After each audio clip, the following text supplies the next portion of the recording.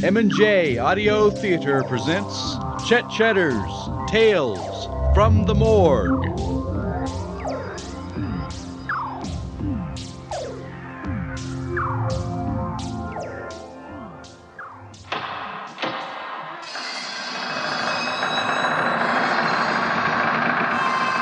Well, now,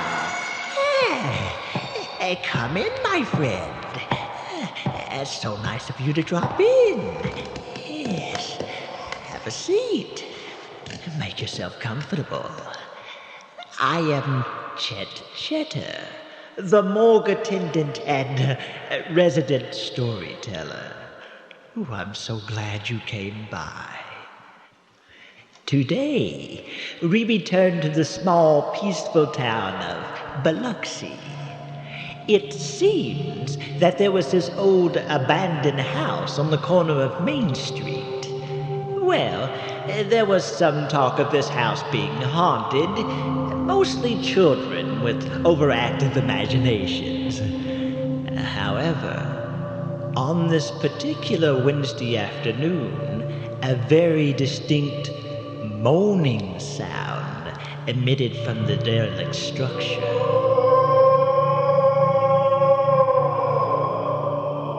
Well, the citizens who lived nearby this old house were quite unnerved by the sound. The Biloxi Police Department was flooded with calls that day.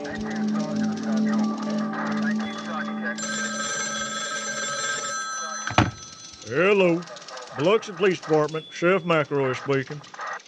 Oh, howdy, Miss Pluckett. What can I do you for? Huh? Well, you say you hear strange noises coming from the old Thornton house? We got us another one, Chester. Yes, ma'am? Well, now, Miss Pluckett, it's probably just a couple of alley cats in the heat. Yes, ma'am. I know it sounds horrible, but they get that way when they, Yes, sir. Well, now, if they don't stop in the next 30 minutes, I'll send a deputy down to go check it out, all right? Okay. You do the same. Thank you kindly, ma'am. You want me to go down to that house and check it out, Sheriff? Shoot, no. Ain't worth the gas go down there. Take the phone off the hook and hand me a donut. All right, sir. Well, the noise from the house persisted, and it sounded nothing like a cat. It was quite unmistakably human. It was about midnight when Mr. Elmer Corn, a well-known resident of Biloxi, was awakened from sleep. Huh? Oh, where's the fire? Huh? Man, damn, it's 5 minutes to midnight. Who in the world could that be at this ungodly hour? Huh? All right. Don't worry out the doorbell. I'm coming. Oh, Elmer, I'm so glad to see you. Oh, well, howdy, Miss Maddox. Did you come to bury some toilet paper? No, I didn't, Elmer, but I could really use your help, though. Well, anything at all, Miss Maddox. Come on in. Oh, thank you, Elmer. Shoot, it must be important for you to be up this late. You're usually in bed after Mr. Carson's monologue, ain't you? Well, I am usually, but, Elmer, I'm just at the end of my rope, Yeah. and all my neighbors are, too. Well, heck, you're shaking like a hairless dog in a snowstorm. Oh. Well, here, sit down, Miss Maddox. Thank you. What's the matter with you? Well, you know that old house on the corner of Main Street? The old Thornton house? Yeah, that's it, Elmer. Well, there's awful, horrible, terrible noises coming from that house. Oh. Well, there could be a couple of old cats. It ain't no cat, Elmer. It's human, sure as I am alive. Human. Just like a man in pain. Well, did you try calling the police? Oh, those police are just busy stuffing donuts into their big fat faces. I know what you mean. Elmer, would you go down to that house and check it out for me, would you? Well, Miss Maddox, you see, I got a manure haul at 6 in the morning. But, Elmer, I need my sleep. Could I do it tomorrow afternoon? Elmer, this just can't wait. I live just 2 blocks down from that house, and you just gotta see what it is now. Well, all right, Miss Maddox, okay. I'll go call up Cecil Farris. He's got one of them high-beam flashlights, and we'll go down there and check it out for you. Oh, thank you very very much, Elmer. I just couldn't get awake to sleep with all of that noise going on.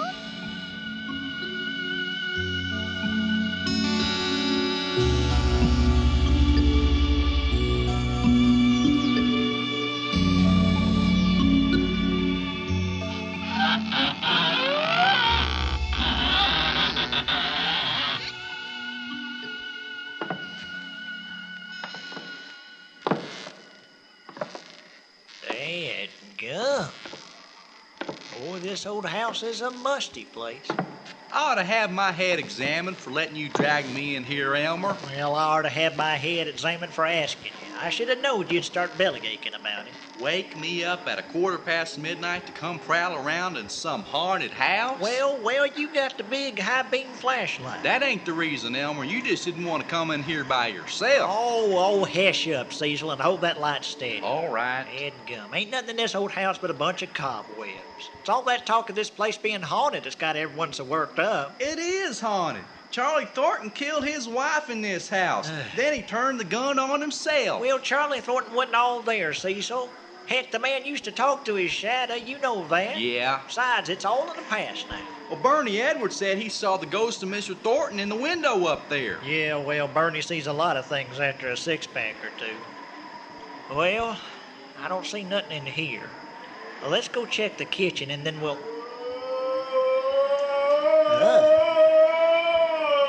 Whoa. Good Lord. What the heck was that?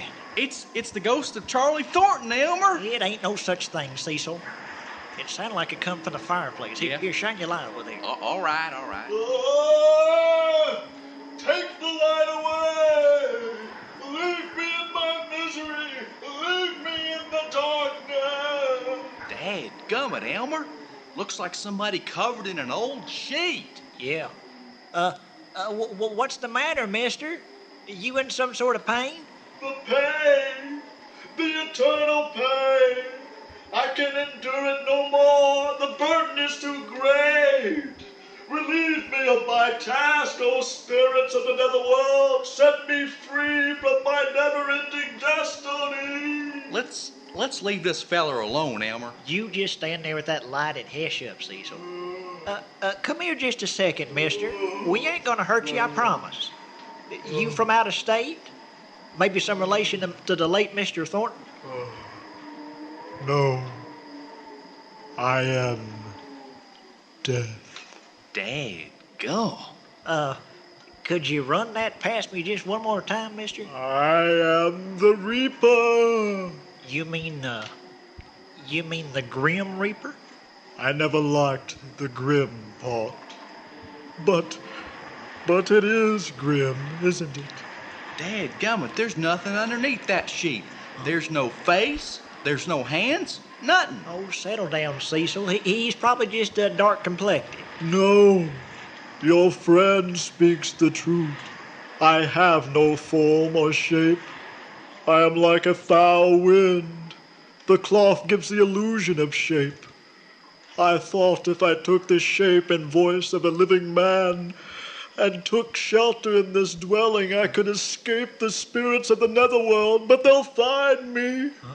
I am cursed for eternity. You mean to say when a feller dies, they meet up with you? Yes, I show them the way to the beyond. Dang it, this is too much for me. Hush, Cecil.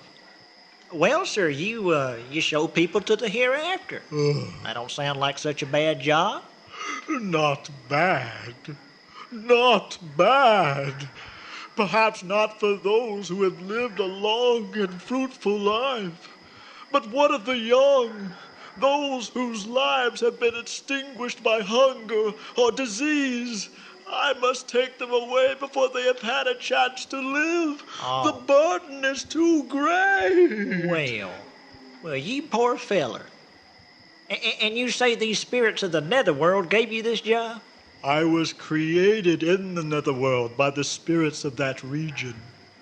I wish to be free of this horrible task. Well, sir, I think everybody needs a vacation from their job now and then. What in the world are you saying, Elmer? Well, I mean, heck, this man's plumb tuckered out. And shoot, I mean, It must be a high-pressure job, you know. I mean, can you imagine how many people die every day? Oh, it is an extraordinary amount, I assure you. Well, I'd imagine so.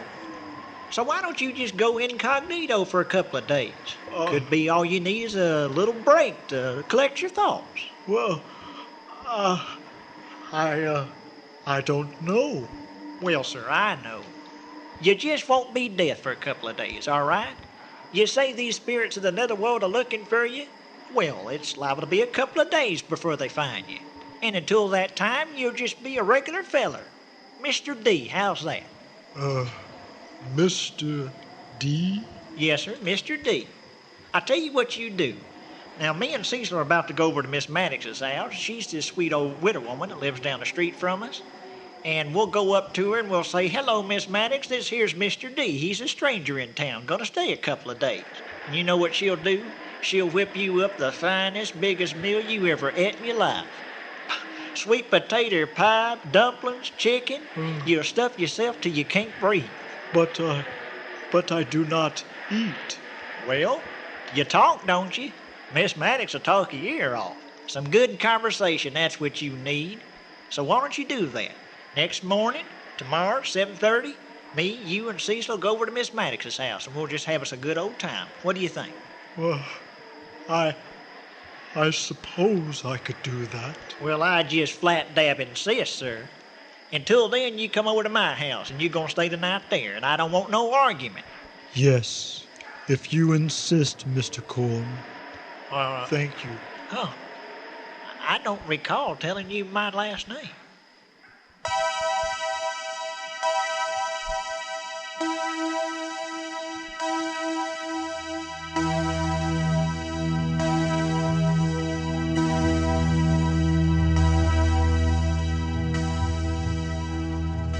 You want another piece of pie, Elmer? Ho, ho, Nellie, no, Miss Maddox. If I was to try to stuff in another piece, I'd bust a seam. It was a dandy meal, though. I have another piece, Miss Maddox. All righty there, Cecil. Still trying to fill up that hollow leg, huh, Cecil? I got a weakness for sweet potato pie. Well, what you got a weakness for is desserts. If the whole meal consisted of sweet tater pie, that'd be fine with you, wouldn't it? Yeah, Elmer, yeah. Oh, boy, I'm packed. I might have to pop me a butt. Me too. Say, you haven't eaten a thing on your plate, Mr. D. Do you not like dumplings? Yes, it looks delicious, madam. I am not hungry, thank you. Say, can I have that hunk of pie then? Cecil, watch your manners. Well, it'd be a shame to let it go to waste. What kind of work do you do, Mr. D? Well, madam, that is hard to say. Mr. D is a travel agent of sorts, Miss Maddie. Oh, that must be exciting. No, madam, it is not. It is excruciating. The pain, the misery is overwhelming. What could be so bad about it? Oh. It's just a traveling getting to him a little, Miss Maddox. That's why he's down here. He's on vacation, gonna try to rest up a bit. Well, Biloxi is definitely the place to do it. You just have yourself a good old time, Mr. D. Thank you, madam. I will try to do that. In fact, I may quit my job soon. You're gonna do what? Dadgum Jiminy Christmas. You hear that? Sound like a car wreck outside. Merciful heavens! Sounded pretty bad to me. Hey, look outside. It is a wreck. Lester Pluckett run his car into a persimmon tree. Dadgum, and he's walking up this way, too. Let's go see about him, Cecil. All right, Elmer. Lord have mercy, Lester.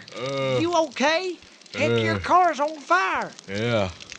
I swerved to miss an armadillo and my car hit that danged old tree over there. Heck, your head's busted wide open, Lester.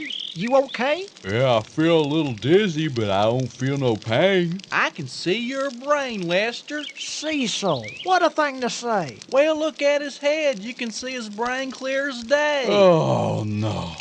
My car is wrecked.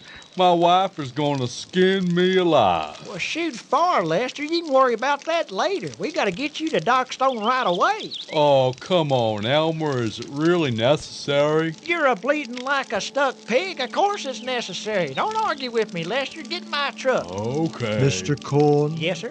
do you mind if I come along? Not at all, Mr. D. Come along. Come on, Lester. Get in my truck right now. All right.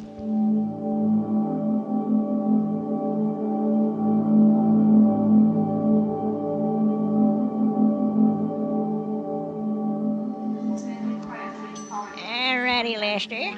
Open up real wide and say I for me. Old Dr. Stone is getting up in years, ain't he, Elmer? Well, yeah, he's up in his 80s. Hush up. I want to see what he says about Lester. Alrighty. That's good, Les. Yeah. Tell me, how bad does your head hurt? Well, it don't hurt at all. Wait just a minute. Excuse me, Doc. Alrighty. Les, your head's busted open like a melon. Well- You're telling me you don't feel no pain? Not a twitch. I feel a little bit sleepy, though. Ain't that his brain exposed, Dr. Stone? Well, I'm going to manage his head, Cecil. Sit tight, Lester. I'll fix you up in a minute. I want to talk to Elmer for a second. Is old Lester gonna be okay, Dr. Stone? Well, that's kind of hard to say, Elmer. He ain't complaining of no pain, but according to my instruments, he ought not feel nothing at all. Huh? What I'm saying is, he ain't got no temp, or blood pressure, Yeah. or he ain't got no pulse. Yeah. His skin's at room temperature, and his eyes are dilated. Huh. Sounds like a dead man. Yeah, it does to me, too. I don't want to upset Lester. That's why I wanted to talk to you first about it. Yeah. I've never seen nothing like it. Not short of a horror movie. Yeah. Well, I guess I'll go patch him up. About all I can do at this point. Well, okay, Doc. I'll see you later. Huh. Did you hear that, Mr. D? Yes, Mr. Corn, I did. Mr. Pluckett has damaged his body beyond repair. Yeah. His nervous system no longer functions, yet his life essence remains in his body. Life essence. You talking about his soul? In a manner of speaking, yes. His life essence cannot leave his body without my help. Oh, I see. I am dead. However, Mr. Pluckett will have to wait for his journey to the beyond. I am on vacation. Wait a minute. You mean you're just gonna leave the poor feller like he is now with his brain hanging out and all that? Yes. He will feel no pain, I assure you. Well, look at him, though. I mean, it ain't natural. What I'm saying is, if he's supposed to be dead... I do not wish to discuss it, Mr. Corn. I am enjoying my break.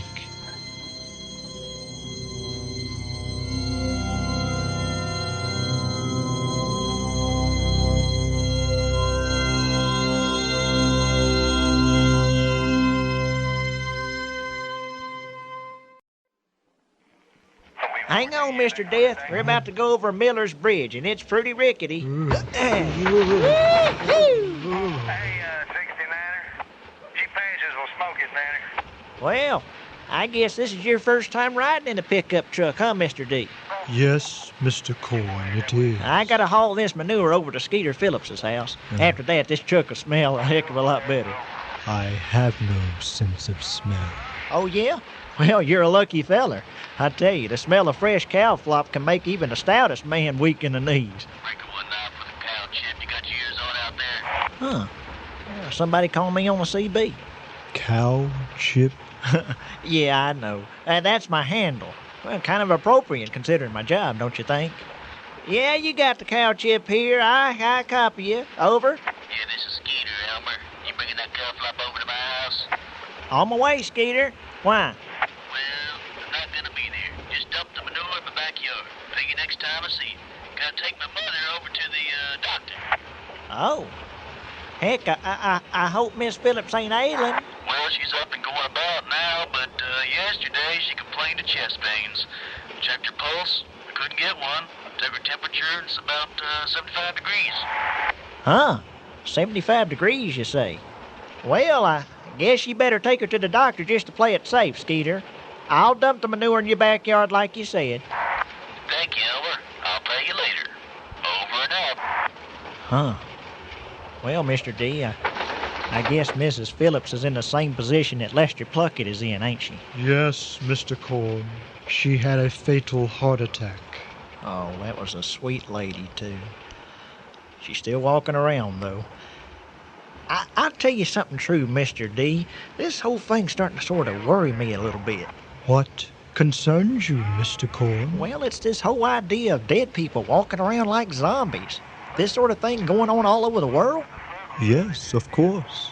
But you needn't be concerned, Mr. Corn.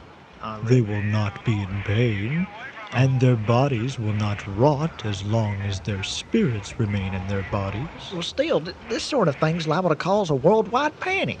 Well, what I'm getting at, Mr. D, is that, well, maybe you should get back to work pretty soon. No, Mr. Corn. Huh? I will never return to that position. Whoa, what? Good gravy. You can't be serious. You're quitting altogether? That is correct. Well, you can't do it. A world without death? My mind boggles at the thought. I mean, the world would get overpopulated. My decision is final, Mr. Corn. But what about the spirits of the netherworld? You said they was coming after you. You said they'd find you sooner or later. Then I will refuse to go with them, Mr. Corn. Well, They cannot make me go. But- I am sick of death. well, now you're acting just like a child. You can't just quit just like that. You just can't do it. You are death. I was death, Mr. Corn. Was. I am now Mr. Death Row. Huh? Mr. Death Row? Yes. You can't live in the real world like a person, Mr. D. You're transparent. There will be obstacles, of course, but I am prepared for them. I can't believe what I'm hearing. Baker 19 for Elmer Corn, you out there? That's Cecil Farris on the radio. He don't know to call me cow chip on the CB. Hello, Cecil. I read you. What's on your mind? Oh, Elmer, I'm so glad I got you. There's a hostage situation at the convenience store on Titus Street. Some guy's trying to hold up the place, and dadgummit, Elmer, he's got Miss Maddox at gunpoint. Huh? Miss Maddox at gunpoint? He's got Miss Maddox hostage? Where's that, Cecil? It's at the Quick Pick, Elmer, and dadgummit, is there a swarm of police cars around there? Dadgum. Did you hear that, Mr. D? Someone's got a gun to Miss Maddox's head at the Quick Pick. Heck, we gotta get out there.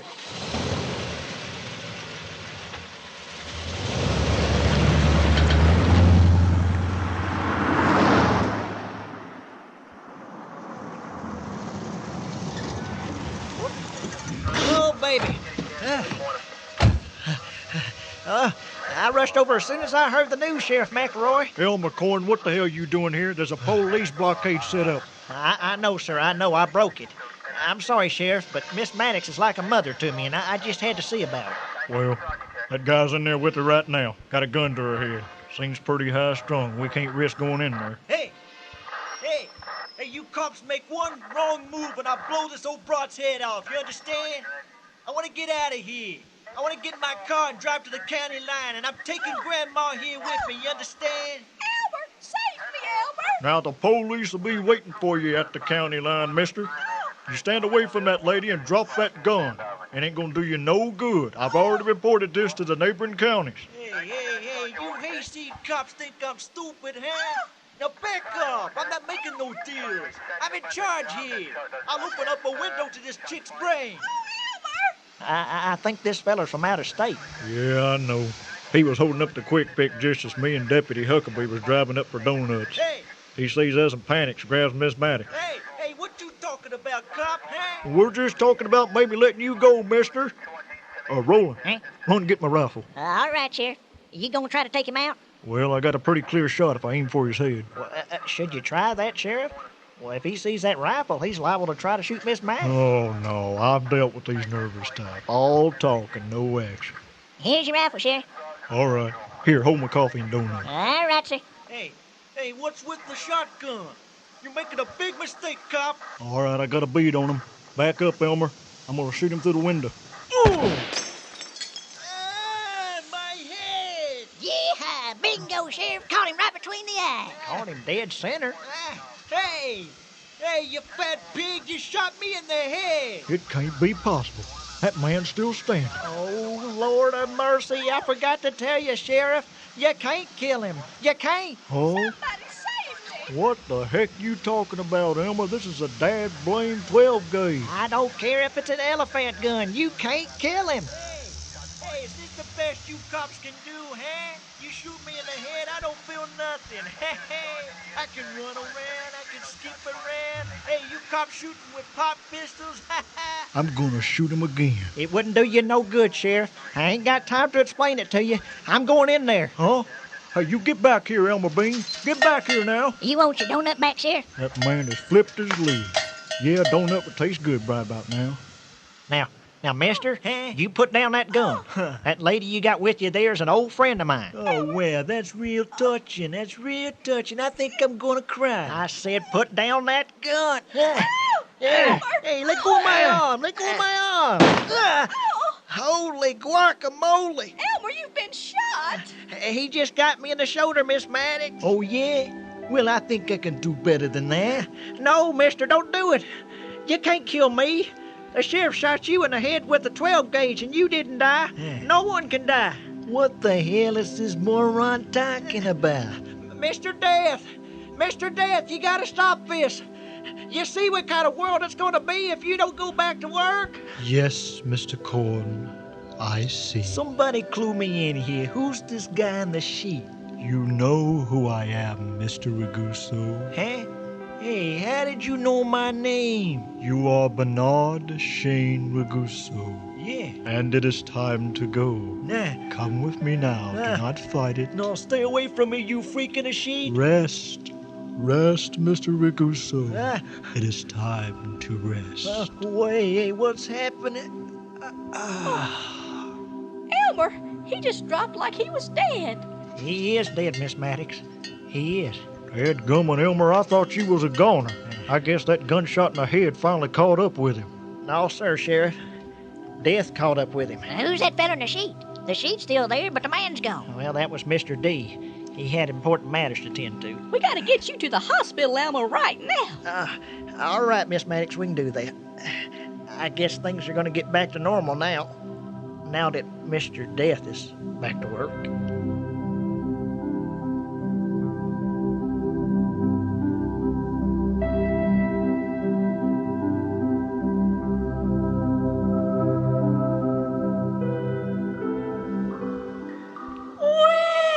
Now, and that was a close call, was it not? I mean, can you imagine a world without death? I'm a morgue attendant. I enjoy telling stories, but death pays the bills. Oh, yes. Well, I'm afraid I must leave you now. I have to set out poison for the rats in Corridor 3. I so enjoy that.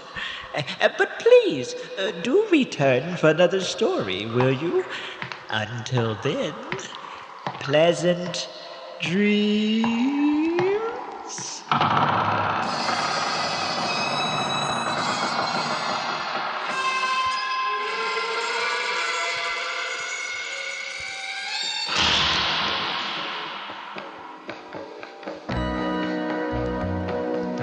You have just heard Chet Chetter's Tales from the Morgue. Today's installment, Elmer Meets Death. The names and characters portrayed in this production are fictitious. Any similarity with actual persons, living or dead, is purely coincidental.